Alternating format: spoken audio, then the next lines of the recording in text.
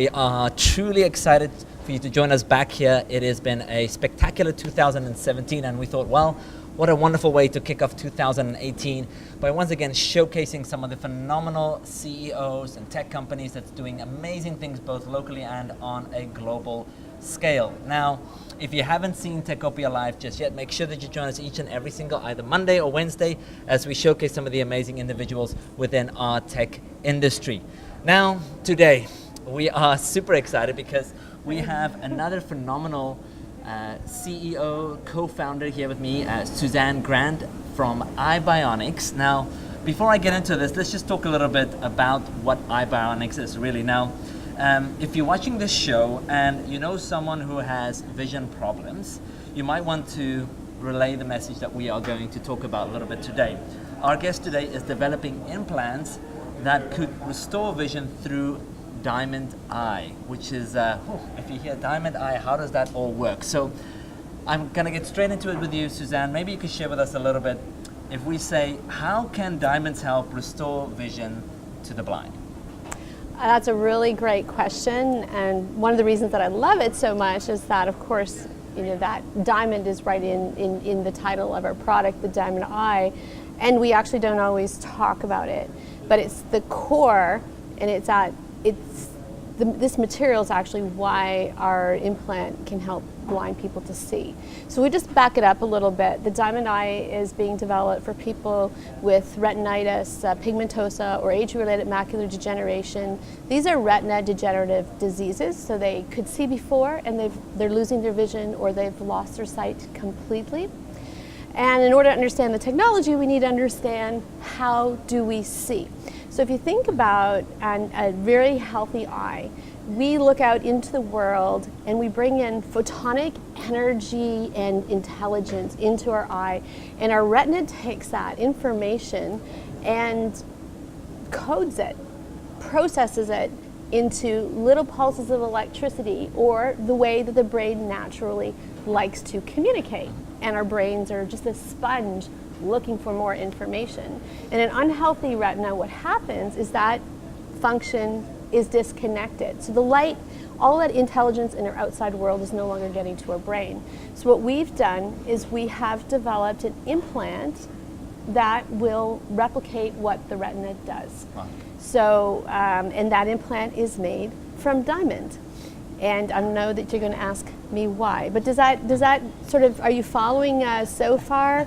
So I'm just fascinated by this concept. Yeah, and I appreciate you explaining, and you have to try and what you've already done is dummy it down for us a little bit so we can understand. So, but keep on okay. To explain. All right. So how is it that we can get this implant in the back of the eye to replicate what the retina is doing? So we need to first of all start with that source. So natural vision, we look out into the world and we see what's in. We're pulling in this light. So what we do instead, in order to feed the information into that implant, is we start with a set of glasses, put a little tiny video camera there. So think smart glasses or Google Glass. Captures a scene. How much intelligence can a video camera capture? It's just phenomenal, the amount of information that's in a scene or a series of scenes. And then we take that information, we process it in a handheld processor, and that's what we feed as the input for the chip. And then we send by a laser to the front of the eye again, the data and the power to communicate with that chip, and we kick in our brain code or our brain language, and we start sending these pulses of electricity through the diamond. Now the diamond is particularly interesting, has many benefits. I'm not going to go through all of them, but what's really amazing about it is we can manipulate the diamond to look very close to the same spatial sort of geography as you have in the neurons in the back of the eye. So with a 3x3 millimeter chip, we can have a series of these electrodes that send out the pulses that are 150 microns. A neuron is 30 microns. So we're getting closer and closer to that natural environment the brain likes to communicate in. And that is why, because we can manipulate the materials, that's why diamond is wow. Wow is definitely the only word that I can come up. That is spectacular. Now, let's talk a little bit about, you've already really tried to implement this in various ways, and you have done something pretty spectacular. You already share with us a little bit, what did iBIONICS do in September of last year at the Invictus Games? Oh, well, that was really fun. We were really fortunate to be invited to compete for the Invictus Accessibility Showcase. And we won our way in there. And what that meant was we could be with our community, other people working with technology to help people who have challenges, accessibility challenges. So we had an exhibition there. We met with the Minister of Innovation of Ontario. We spoke to the public. And we also got a lot of media attention and got to share our message with the world of how we're going to bring this to light, so to speak. We also had the opportunity to speak with more blind people from the community, people who are already using other technology tools to help them make their days easier. Wow.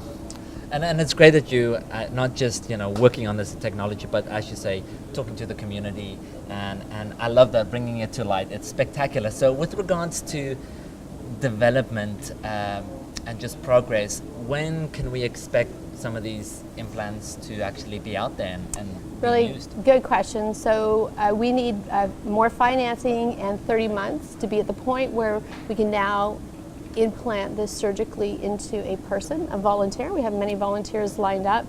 And then from there, we will need another few years to actually have it on the market. So we're talking 5.5 years to be on the market. Goodness me. So it's a process, and I'd love to get your insight. I mean, when you took on this challenge, and I mean, this is a life-changing, this will change the game on so many levels. When you took on this journey, so to speak, and it already started for you I believe in 2015 already it started, and to say another 5 years from now, I mean, I know the purpose keeps you motivated, obviously your team and all the amazing research that you're doing up to this point, but what advice can you even give to somebody that's taking on, you're navigating through the healthcare industry as well, and that is a whole other realm as well. And I said that's a process. So how has this journey been to you thus far, and or maybe what is a lesson that you've learned, or maybe even advice that you would give to someone that's considering getting into the healthcare industry and maybe even making such a life-changing development? Well, if we think about being in the disruptive environment to start with, technology can do so many things. And we need to ask ourselves the questions, so what? So when I look at who are our competitors for the Diamond Eye, I don't only think about other bionic vision solutions. What I think about is the fact that technology now is moving at light speed, but adoption very often works at human speed. So communication and how we can band together our tribes and our champions and our team that goes beyond our internal team, the public, the communities, the government, the ecosystem, to be with us. And I think it's easier to do that when you take on a big project that matters to so many people. And you can spend your time and your energy doing a lot of things, and there's different levels of challenge in that.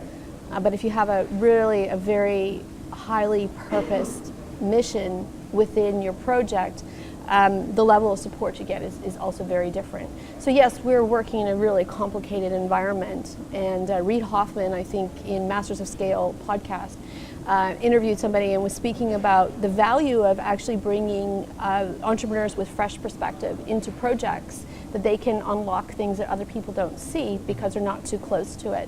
And I guess, when we started out, the co-founders of iBIONICS, we had not done this before, but then again, neither had anybody. So there was a lot to figure out, but what we found is, the world is full of excellent people and experts and people who've been in this environment. So the key really is to be resourceful and to ask the right people the right questions and to understand who really truly will be your champion. Wow. Well, if you're watching this, I'm here with the president or CEO and co-founder. You got it. Of iBIONICS, Suzanne Grand. Suzanne, I mean, what you're doing is truly spectacular. We are so phenomenally proud to say that you are here in Ottawa, and it's amazing to see a company like yourself, once again being such a disruptor and also making such a big impact on a global perspective. So we're very excited to see where this is going. Make sure that you go and find a little bit more about iBIONICS. So let me know a little bit, just from the ecosystem and with regards to, you know, Ottawa itself, how would you like to see things grow, improve, to help us get, you know, better at what we're doing, making more of these disruptions happen more frequently, and maybe even, you know, navigating through these various industries? I've spoken many times when we're talking specifically about the healthcare side of things. You know, Ottawa's got a lot of very talented people working in R&D in Ottawa. What is missing in the community here is a connectedness through that. It's much easier for me to navigate the ecosystem in Montreal than it is in Ottawa, just because the sort of that foundational ecosystem isn't there for the health side. It is there for other industries, and the people are here and the people are willing to help, and they do, and that is phenomenal. It's a little bit more challenging to find them here. We're all in this relatively small city, yes, but we're not as interconnected as in other places. So I think that's an area that could really be improved. Having said that, however, I have to say that the amount of exposure and the real passion and support for entrepreneurs is quite incredible. Like any project, you need to demonstrate and prove yourself when you start a new project. But ultimately, the most important thing in any one of these missions is your core team. Wonderful. Well, thank you so very much, and congratulations on all the amazing work. For those of you that are watching this, make sure that you join us here on Techopia Live. We're on Facebook, we're on Twitter, we're on Instagram, we're on LinkedIn, we're absolutely everywhere. And of course, we're at techopia.ca. Make sure that you join us then. You can also join us for our newsletter that comes out every week if you want to catch up on all the latest of these phenomenal companies and you do not miss out on a single piece of amazing information. Suzanne, we look forward to hearing so much more about you, and thank you for all the great work that you do. It's great to be back in Ottawa. Thank you so much. Carlos. Take care. Ciao. Bye-bye.